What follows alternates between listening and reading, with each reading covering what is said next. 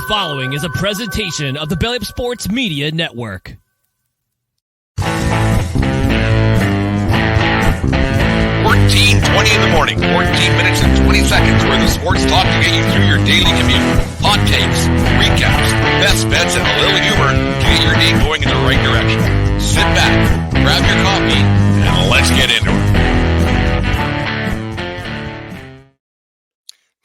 14:20 in the morning for the 6th day of December 2023. Today's show, as always, brought to you by SeatGeek.com and the SeatGeek app. Use promo code 1420pod at SeatGeek.com today and save yourself $20 on your first purchase for any tickets you want to get. It's all there at SeatGeek. Get some stocking stuffers or gifts for the holiday season, which is upon us, obviously. Remember, we are part of the Belly Up Media Network. Go to bellyupsports.com to check out all the great articles and other great podcasts, such as The Corner Booth, Rise in the Occasion, No Credits Required, High-Low Sports, New Sens Era, and my favorites, the guys over at Crap Root Sports. They put on a good show last night talking about the college football playoffs and conspiracy theories and everything else. It was Scott and Mike, and they put on a great show over there. It was a lot of fun. So if you want some great college football talk about how they came up with what they did, make sure you go over there today and check that one out. And thank you very much from all of us here at 1420 World Headquarters for all the support you've given us over the 3.5 plus years of doing this crazy endeavor we got going on here. Anyways, it took 190 goals in 23 years and everything else, but TSN finally got it right. They placed Christine Sinclair's Canadian soccer great, Christine Sinclair, final international match last night from BC Place Stadium in Vancouver. They renamed it Christine Sinclair Place for the night.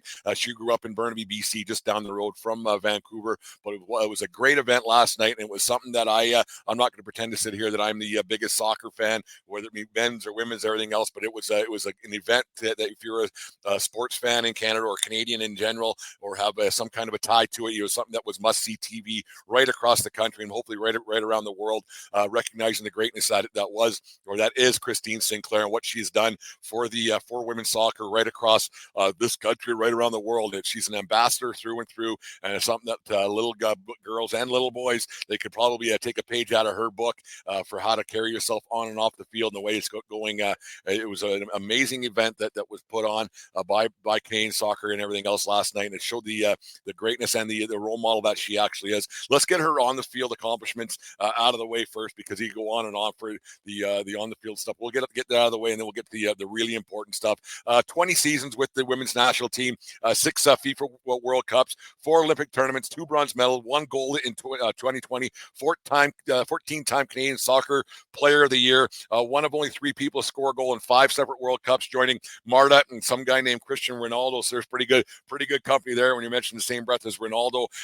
She's the all-time leading scorer in international soccer, men's and women's international goals, with 190 goals total.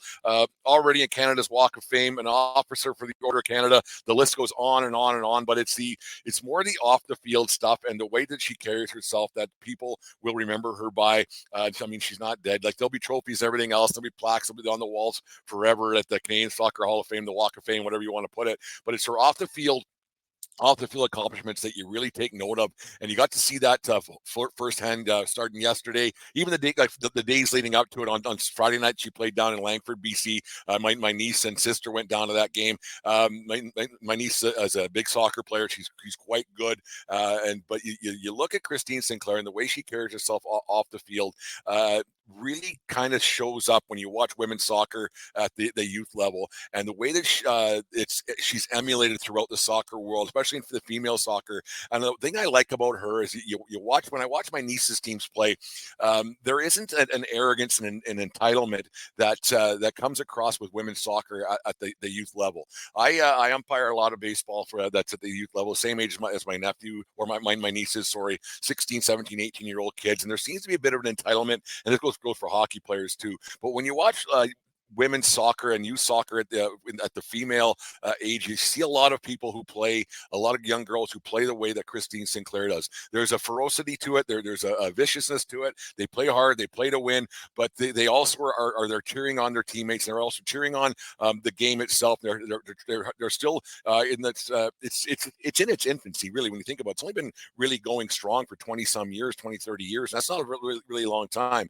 And what Christine Sinclair has done for for women's soccer is unmatched in my opinion. Like you look back at Wayne Gretzky back in the 80s, how he hockey was already huge in Canada, especially on the men's side, no matter what. Like it's been huge in Canada forever and ever. So the pioneer that Christine Sinclair is compared to what Gretzky is, it's not even close. Like you even look back at like the back in the 60s and 70s when Gordie Howe played, and yet they were building the game, but the hockey was already big then. And then when you got in the 80s, you had Gretzky, and then you had Lemieux. So there was always like you're a Lemieux guy or you're a Gretzky guy. Christine Sinclair is the only person, and that's the thing. She is the one who little girls emulated, and little girls wanted to be that person. And you look at the smile on Sinclair's face last night as she was coming on the field and still encouraging the two little girls out on the field, like, hey, here we go, kids. She's an ambassador, and she's always trying to grow the game and help the game out, and realizes she has a role in Canadian soccer and in women's soccer in general to help grow it and to be a pioneer. And right at the bitter end, she was smiling and having a good time, and that's what I see when I will watch my niece play soccer. Is they're trying to help each other out. There's always an encouragement out there, and there's always a I'm not better than this person, I'm not better than that person. They're always cheering each other on a lot, and you don't see that in men's sport, especially like I said, there's a bit of an entitlement issue across the professional sports too. And Christine Sinclair is at the height of women's soccer. She's the greatest ever. There's no getting around that. There might be a person here and there, but that might come into it. But when you talk about women's soccer, especially in Canada, it's Christine Sinclair. And there's the way she plays and the way she carries herself, it's second to none. And the admiration that she has garnered, I guess, and she's earned every second of it, because she plays with a ferocity. She plays hard. She plays to win, and it shows little girls that, you know what, I can do that too. I can play hard. I can go out and I can bump elbows, I can bump heads, and I can play hard, and I can be sweaty, and I can go out and do something that I love to do, and I don't have to feel bad about it. I don't have to say she's not a girl, she might be a bit of a butch, or whatever might be the preconceived notions are out there in female athletes. And it was great to see that she got that kind of admiration from other people around the sports world too. And how TSN put it on last night, and their teammates are all having fun.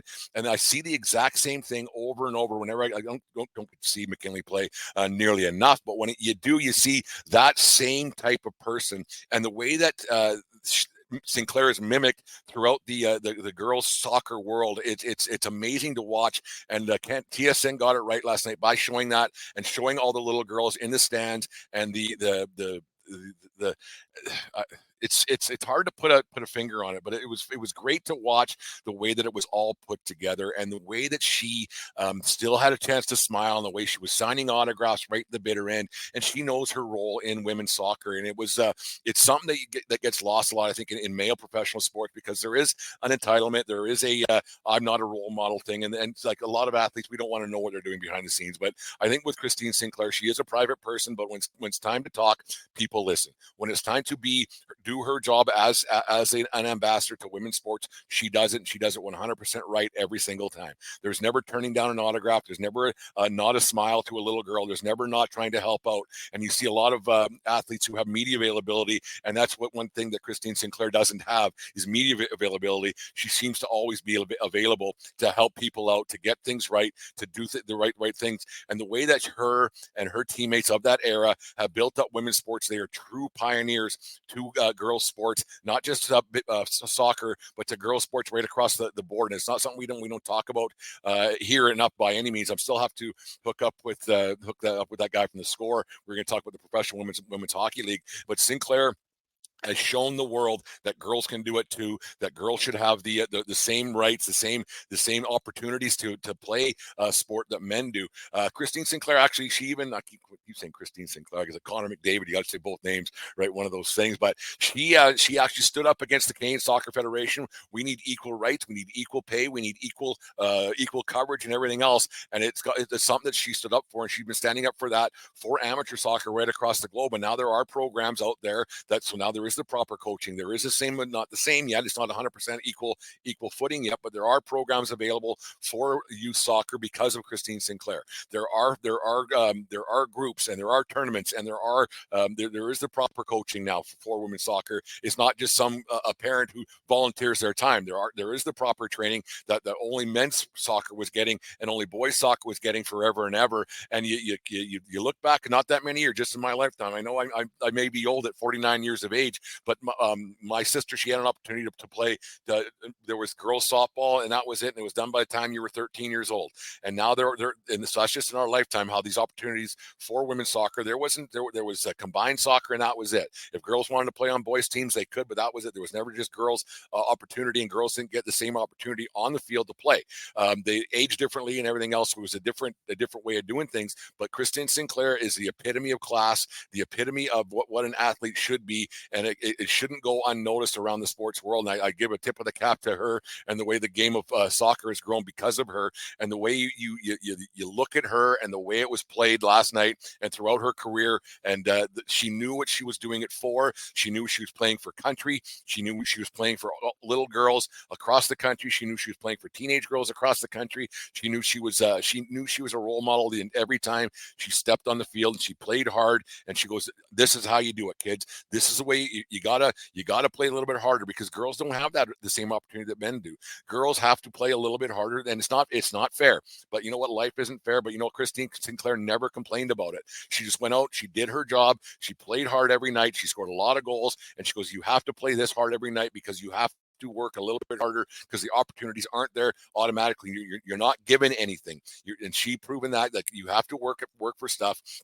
And it's kind of one of those things that maybe little boys and their parents should actually take a page out of her book too, because you're not just given things. You have to work for it. You have to give yourself the opportunity to get it. And she did that on a nightly basis. And the class that she shows over and over and over again, it's unbelievable. And like I said, when I see my niece play soccer, you see a lot of Christine Sinclair in that, and other little girls on the opposing team. McKinley's not exactly a little girl anymore. She's growing into a young woman. So I got to quit calling her a little girl. It's one of those uncle things, I guess. But you see how the girls play, and they're emulating how Christine Sinclair plays and how her teammates play. And it's fun to watch how even the younger players on the Canadian women's national team, they are a direct result of Christine Sinclair playing soccer, and the way that they emulate the way she plays, the class that she plays, and the way that whole team, the way they carry themselves, and the way they adore their fans, and the way they show little girls how this is what you have to do. You have to have a smile on your face. You have to do things the right way, and to go out and have fun. And you don't see that in the men's game at all. Like they're not having fun. It's more of a job to them, and they're like, I'm supposed to be here. I'm the cock of the walk and everything else. But the way that women's soccer team plays, and it's been going on for a long time, it's fun to watch the culmination of it all coming to an end last night at Christine Sinclair Place. And it was you got a sense of pride last night. I don't want to say I was crying, but there was a little bit of a lump in my throat as watching Miss Sinclair sing the Canadian national anthem before the game, and the way she was being adored by her fans right across the country. I know that my sister was watching. It was great to watch, and how little girls are given an opportunity because of the being Sinclair is a pioneer in the world of women's sports and women's soccer right across the country, and it's going to be something that will be felt for generations to come. And because of her, there is opportunities for girls to getting scholarships down in the United States, to playing in international tournaments, and not being just something that was put on the backfields for so long. And now it's on the forefront of our minds. People watch women's soccer in this country 100%. And Deanne was actually kind of funny last night that me and Deanne argued about. It's a shocker. Me and Deanne argued about something, but she goes, "Why isn't James Duthie there? Why isn't the panel there, or whoever?" And I said, "Well, because women's soccer was built by women, and the hard work of the women that were behind the scenes doing it. And you didn't need to have a James Duthie there, grandstand. You didn't need to have certain men's sports guys, men's athletes there, the coach and everything else. It was built by women for women, and it was a great moment for women's sports. It was a great moment for Canadian sports, not Canadian women's sports, but Canadian sports last night, to show that, you know what, this is something that can be done. If you work a little bit harder, you got to put a little effort in, and anything can happen. And Christine Sinclair is the epitome of that, and the way that she has given little girls a voice and given them an opportunity to play something and do something that they love to do. It was a great thing to watch last night. Like, I know this won't be one of our highest rated 1420 in the morning talking about women's soccer, because let's not kid ourselves. It's not the biggest thing in the world by any means. It is huge. It is growing. It's a massive audience that goes on, and the sense of pride that we get when we watch Christine Sinclair score all those goals and winning gold medals in the Olympics. I remember that's a few years back when they won that gold medal, and then there was one moment in the London Olympics in 2014, I think it was, where I was going to say it, but maybe I won't bring it up today because there might be some young ears listening to this, but there's a funny little story about her getting suspended. What she said to the referee and what the referee thought she heard. There's a funny little story. There was a effing horrible, and a different word came out that why she got suspended. So it was quite funny, that little story. So it might be the only misstep, but that was the competitive spirit of Christine Sinclair, because the Canadian team kind of got screwed of it, or didn't kind of get screwed. They completely got screwed in a situation with the refereeing of a U.S. game in the World Cup. So it's kind of a funny little story. Or the Olympics, I can't remember I think it was the Olympics 2014, but one of those stories that came apart, why she got suspended. So make sure you go check that out. But it was quite funny. Horrible. Let's just say that. It was one of those things. But anyways, you tip of the cap to Christine Sinclair for what she's done for my niece, what she's done for my niece's teammates, what she's done for my niece's opponents, and younger girls right through and through. But it's a direct result of the hard work and the ambassador that Christine Sinclair is. So a 14-20 tip of the cap goes out to Christine Sinclair and all she's done for girls soccer and girls sports and girls in general, to be who you are and be who you want to be, and don't be afraid of it, and don't be afraid to embrace who you are, because she did that for a lot of young girls right across this country and right around the world. So once again, 14-20 tip of the cap goes out to Christine Sinclair. Give Santa and his elves a break from the grind this Christmas season and ask for tickets from SeatGeek. SeatGeek has tickets for shows, concerts, and sporting events for around the globe. And by using promo code 1420POD, you will save $20 on tickets. Tickets make for great stocking stuffers and gifts, so go to SeatGeek.com or the SeatGeek app for all of your ticket needs this holiday season, and use promo code 1420POD today for your Christmas ticket. There it is, Christmas right around the corner. Hey, and happy birthday to my first friend ever. My first friend ever. Probably the only friend. Yeah, no, the 18th Street. He grew up in Fort McLeod. We were on 19th Street, and we moved away when I was 5 years old. We remained close friends ever since. 44 plus years. Never a crossword between my first friend ever, Wes Stockin. Happy birthday, Poozer, from all of us here at 1420 World Headquarters. We'll have to hoist a beer. You're 51 now, Poos. You're getting old. We're all getting old. Anyways, here's birthdays and on this days, and we'll get everybody out of here for another day here at 1420 World Headquarters. On this day in 1990, where are we here? On this day in 1992, Jerry Rice of the San Francisco 49ers caught his 101st touchdown pass of his career in the 49ers 27-3 win over the Miami Dolphins in front of 58,474 people at Candlestick Park in San Francisco, California. Rice caught a 12-yard pass from Niners quarterback in the fourth quarter that would put him past Seattle Seahawks Hall of Famer Steve Largent on the all-time list. Rice would finish the 92 season with 10 touchdown receptions and play 8 more seasons in San Francisco and finish his time there with 176 touchdown receptions. Rice then moved on to play 4 more seasons in the NFL, 3.5 in Oakland and 11 games in Seattle, and add another 21 touchdowns to his total to finish with 197 in his career, and is still the all-time leader in career touchdowns, 41 ahead of the next closest player, Hall of Famer Randy Moss. There's no doubt about it. Jerry Rice is the greatest wide receiver of all time. He had a couple of pretty good quarterbacks throwing touchdowns for all those years in San Francisco with Steve Young and Joe Montana. So on this day in 1992, Jerry Rice of the San Francisco 49ers broke the all-time touchdown list. And what do we got here? Happy 31st birthday to Heisman Trophy winner and former NFL quarterback, born on this day, Johnny Manziel, born on this day in Tyler, Texas. Manziel was heavily recruited out of high school, but chose to go to Texas A&M. In his freshman season, Manziel broke numerous NCAA Division I records and SEC records, including the first freshman and first player in NCAA history to pass for 3,000 yards and rush for 1,000 more in a season. Manziel became the first freshman to win the Heisman Trophy, the Manning Award, and the Davey O'Brien National Quarterback of the Year Award.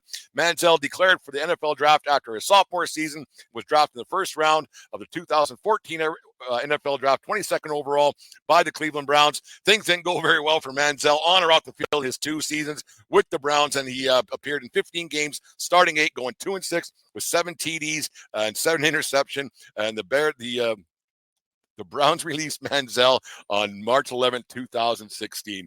He probably should have just stayed in college for another couple of years and everything else. But there was a lot of stuff going on between Manziel's years on and off the field. It didn't go so well for Manziel. But what a couple of years in college. He was Johnny Football. Obviously, he was the man. That Alabama game put him in the national spotlight right off the bat. So happy birthday to Johnny Manziel. It's hard to believe it's been that many years since he has been out of the league already. Like it's crazy to see how time flies and how long ago that Heisman Trophy season was, man. It's crazy to think it's that many years ago. But happy birthday to Manziel.